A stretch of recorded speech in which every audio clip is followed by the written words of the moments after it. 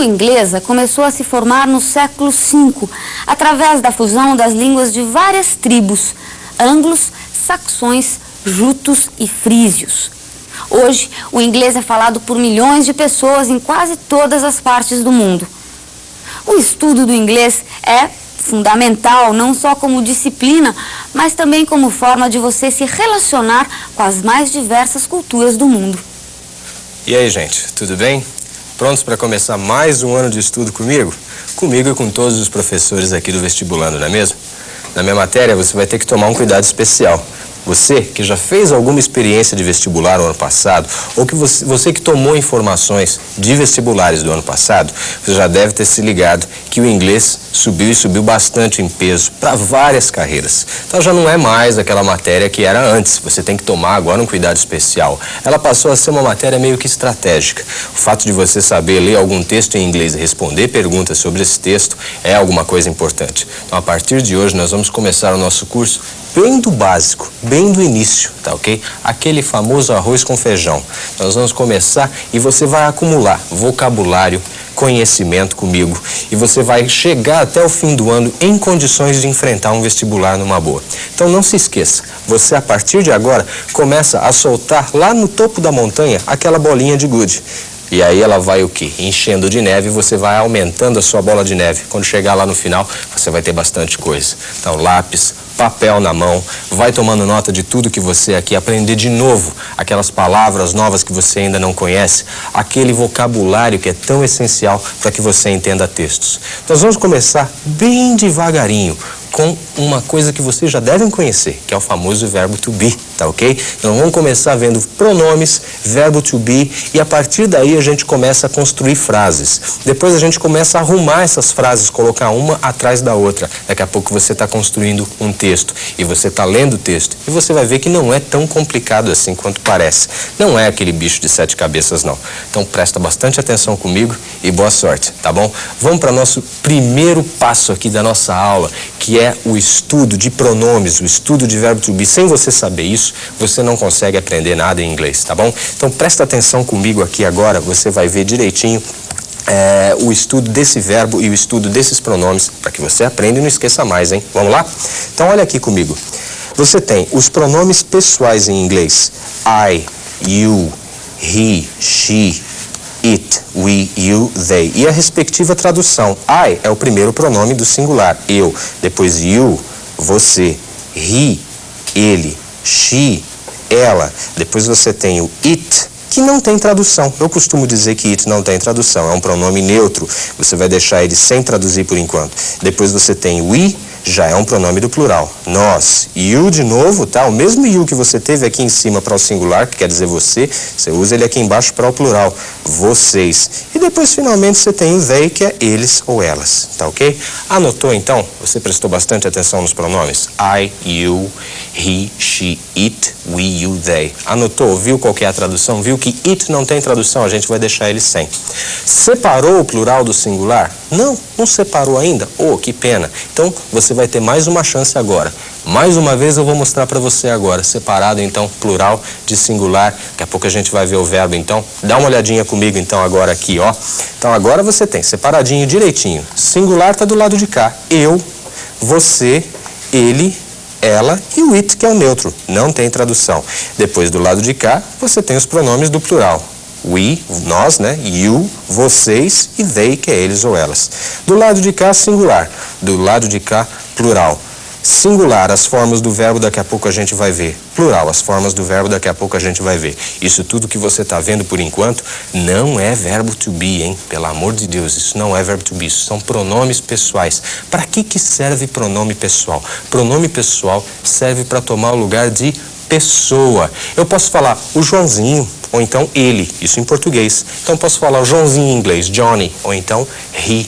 Então, é para isso que serve o pronome. Dentro de um texto, você tem que prestar atenção nos nomes que estão sendo usados e, posteriormente, nos pronomes. Você está lendo um texto. Enquanto está aparecendo o nome, você está entendendo. Daqui a pouco aparece um pronome e você começa a se confundir.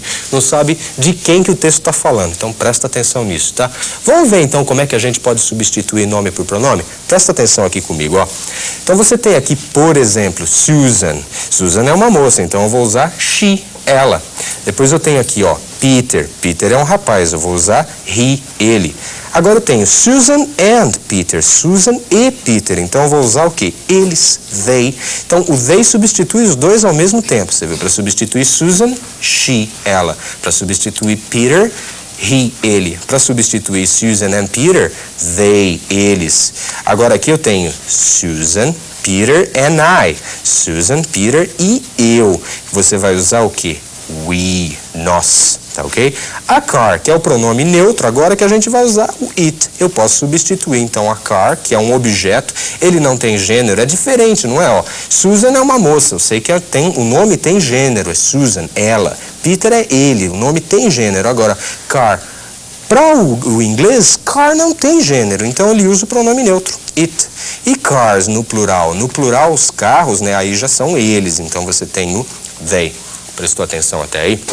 Tá complicado ou não? Não, é só uma questão de você saber substituir nome por pronome. Agora você vai prestar atenção comigo no seguinte passo, nos pronomes demonstrativos, que também são muito usados, demonstrativos, este, esta, aquele, aquela, tá? Toda hora estão aparecendo. Presta atenção comigo aqui, ó. Você tem this, tá lá em cima, this, este, esta, ou então isto. Você tem that, que é aquele, aquela, aquilo. Então, esse daqui de cima, this, você vai usar para demonstrar tudo que está no primeiro plano. E o that, tudo que está no segundo plano. O plural de this é these, estes ou estas. E o plural de that é those. É aí que muita gente se confunde, porque você tende a pegar e a confundir, né? These, qual é o plural? É these. That, qual é o plural? É those. Não se confunda mais, tá? Plural de um com o outro. Para que serve? Você, por exemplo, demonstra, ó, this man, este homem. Ou então that man, aquele homem. Então, se ele está aqui pertinho de mim, eu falo this man. Se o carro está perto, eu falo this car. Se o livro está perto, eu falo this book. Agora o that, se está longe. That man, that car e that book. E se for no plural, professor? Opa, então eu tenho que usar o these. E o plural de man é um irregular, é man.